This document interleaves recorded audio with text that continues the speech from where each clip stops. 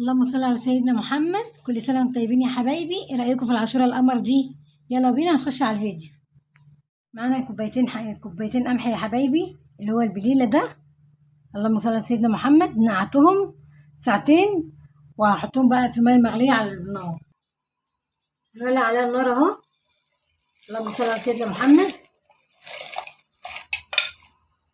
نشغل القمح بتاعي كويس قوي ونقعاه في ميه بتغلي، علشان ايه؟ اسرع منه بسرعه في الايه، في السوى.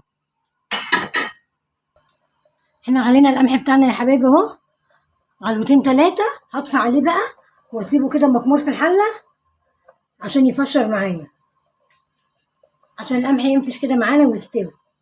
بتاعنا يا حبايبي اهو فشر معانا.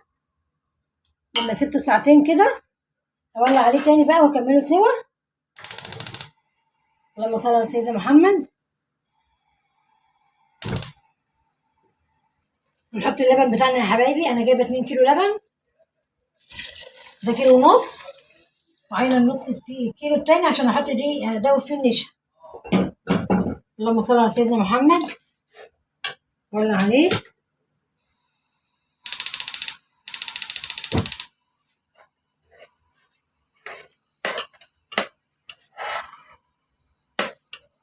نسيبه يغلي بقى عشان يدوب النشا بتاعتنا. هنحط معلقتين نشا يا حبايبي اهو على اللبن. اللهم صل على سيدنا محمد. وهقلبهم على البارد. ده لبن بارد، ما تحطيش على لبن سخن عشان ما يكتلش معاكي. دوبهم كويس.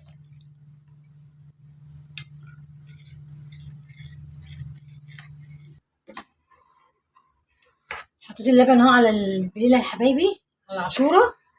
نحط كيس لبن بودر او معلقتين، يعني اللي عندك موجود يعني حطيه. حط كوبايه سكر. اللهم صل على سيدنا محمد. نحط معلقتين كريمه كبار وقشطه لبن. اللهم صل على سيدنا محمد.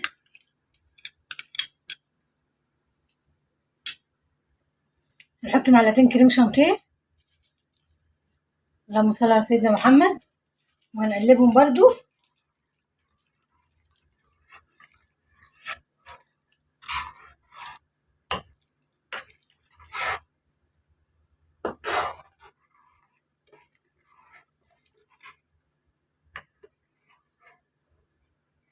هحط يا حبايبي النشا بتاعتنا اللي مدوباها في اللبن.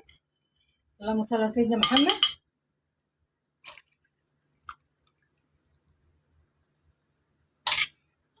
واقلبها كويس. نحط الفانيليا بتاعتنا. انا حاطه كوبايه سكر واحده، اللي بيحب بقى الحاجه مسكره بيكتر بقى، كوبايه ونص، كوبايتين، زي ما هو عايز. لكن احنا بنحب الحاجه ايه، دلع شويه كده، مش مسكره قوي.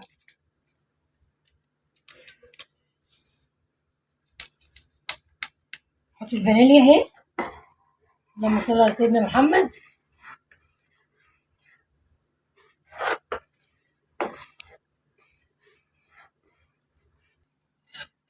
العاشوره بتاعتنا كده خلصت يا حبايبي اهي، واستوت ما شاء الله. عبيها بقى في الاطباق ونزوقها واوريها لكم. وصبيت العاشوره بتاعتنا يا حبايبي اهي وزوقناها ما شاء الله، جميله. ولو عجبكم الفيديو ما تنسوش تعملوا لايك واشتراك في منوعات ماما نادية.